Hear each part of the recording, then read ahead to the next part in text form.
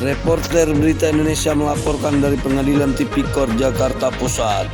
Genesius Anugrah, SH dan tim kuasa hukum membacakan duplik Teddy Cokro Saputro, meminta majelis hakim memutuskan dengan seadil-adilnya. Yang ketiga, Teddy Cokro Saputro tidak memiliki unsur untuk sebagai turut serta. Yang keempat, terdakwa Teddy Cokro Saputro tidak diketahui dan patut diduga mengenai nomini yang pada digunakan oleh saudara Teddy Cokro Saputro. Kelima, terhadap terdakwa Teddy Cokro Saputro tidak memiliki unsur dalam menyembunyikan atau menyamarkan asal usul atau kepemilikan aset yang sebenarnya.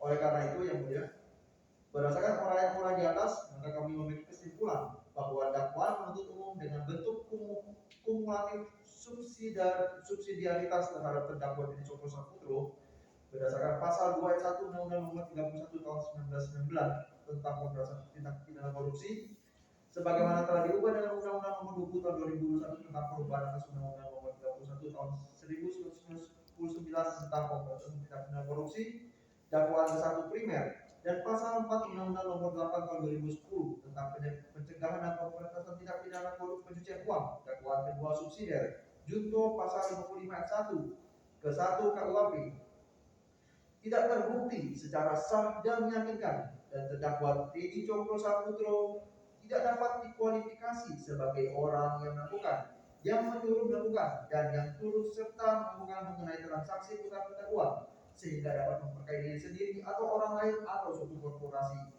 Sebagaimana dalam dakwaan jaksa penuntut umum, sekiranya mohon agar majelis hakim yang mulia dapat memutuskan menolak dalil tuntutan penuntut umum seluruhnya, menerima dan mempertimbangkan nota pembelaan atau pledoi pribadi terdakwa dan penasihat hukum serta duplik yang tidak terpisahkan untuk seluruhnya, yaitu memutuskan menolak semua dalil tuntutan yang didakwakan oleh penuntut umum untuk seluruhnya, menyatakan terdakwa Teddy Cokro Saputro tidak terbukti secara sah dan meyakinkan melakukan tindak pidana korupsi secara bersama-sama sebagaimana dakwaan ke-1 primer dan tindak pidana pencucian uang secara bersama-sama sebagaimana dakwaan kedua subsidiar.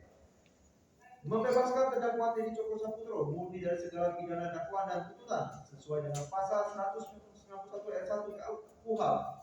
Membebaskan terdakwa Teddy Cokro Saputro dari pidana denda sebagaimana tuntutan.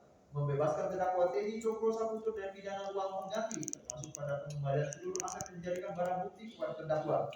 Sudah selayaknya apabila majelis hakim yang mulia memutuskan bahwa terdakwa harus dibebaskan murni dari segala tuntutan. Atau apabila majelis hakim berpendapat lain, maka mohon putusan yang seadil-adilnya. Hormat kami, penasihat hukum terdakwa.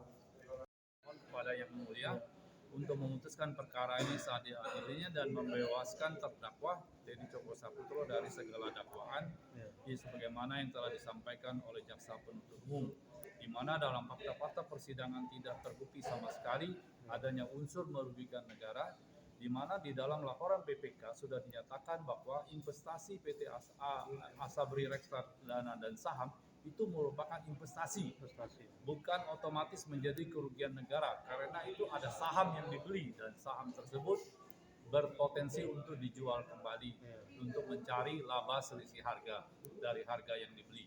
Jadi itu bukan kerugian negara di sini, hanya merupakan saldo investasi oleh PT Asabri, di mana dari hasil penjualan investasi saham dan reksadana tersebut nantinya juga akan dicatat sebagai keuntungan oleh PT Asabri itu sendiri.